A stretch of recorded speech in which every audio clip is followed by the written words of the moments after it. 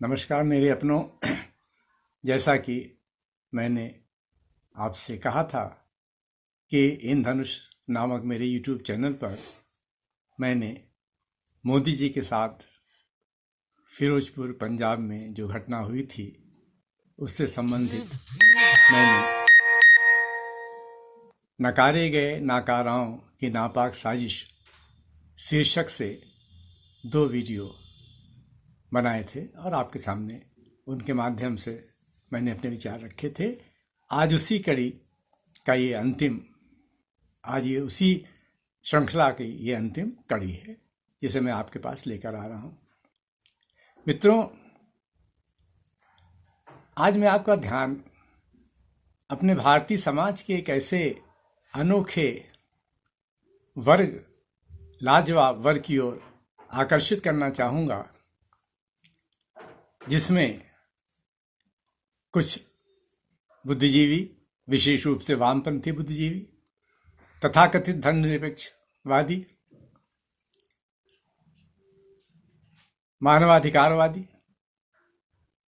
ये सब शामिल हैं। इनकी विशेषता क्या है कि ये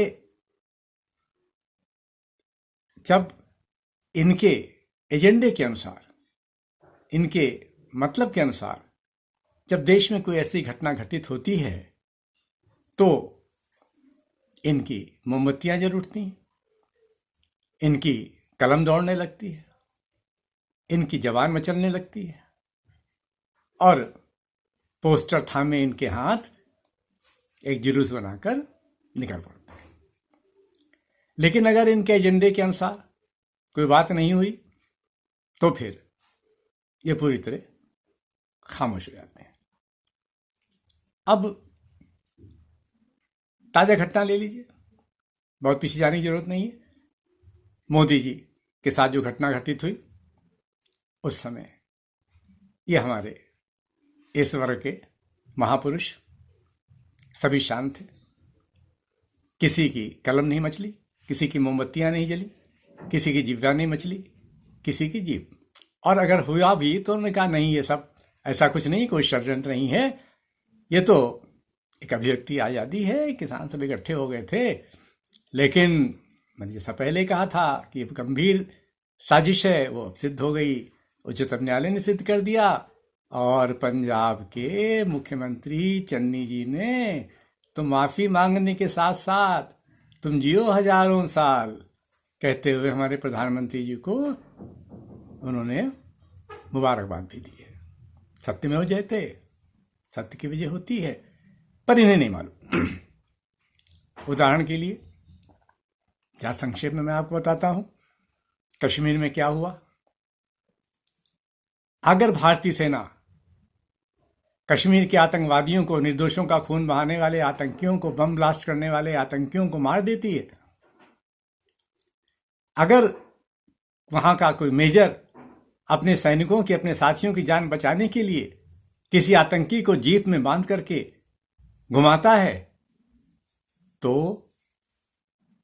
इनकी कलम मचलने लगती है, इनकी वाणी मचलने लगती है, इनकी मोमबत्तियां जल जाती हैं, पोस्टर इनके हाथ में आ जाते हैं और फिर ये होता है, ये तो लोकतंत्र की हत्या है, ये तो अभिव्यक्ति की स्वतंत्रता नहीं है।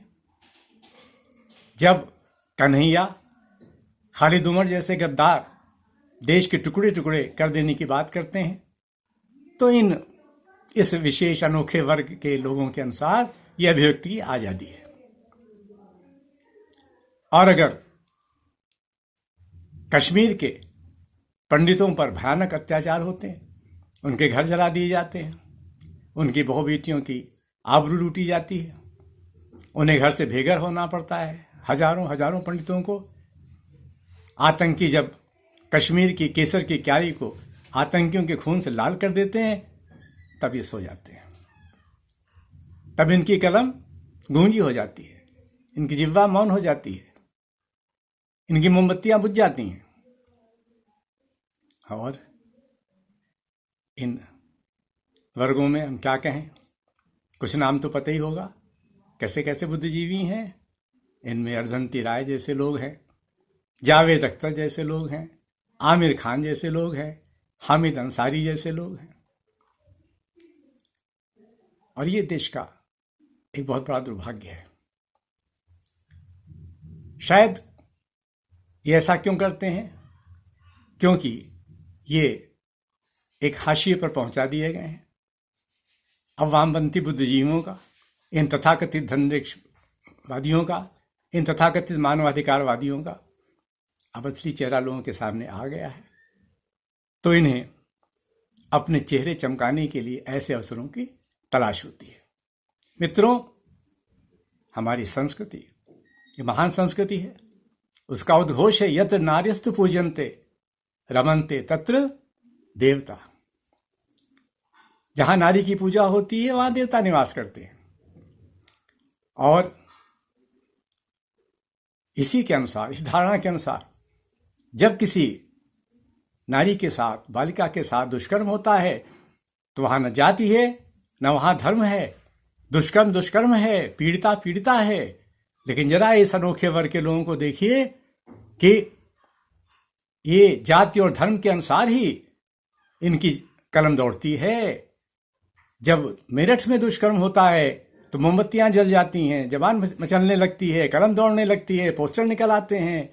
लेकिन जब हाथरस में ऐसा जघन्य अपराध होता है तो ये सो जाते हैं, मोमबत्तियां बुझ जाती हैं, वाणी मौन हो जाती है। क्यों? क्योंकि अल्पसंख्यकों के लिए चिल्लाएंगे नहीं जब तक, चाहे वो कितना ही गलत काम करें, तब तक इनको अपना चेहरा चमकाने का मौका नहीं मिलेगा। आज और इन सब में मैं कहना चाहता हूं इन सबसे कि अरे दिग्विजयों, अरे मणिशंकर अय्यरों, अरे अर्धंती रायों,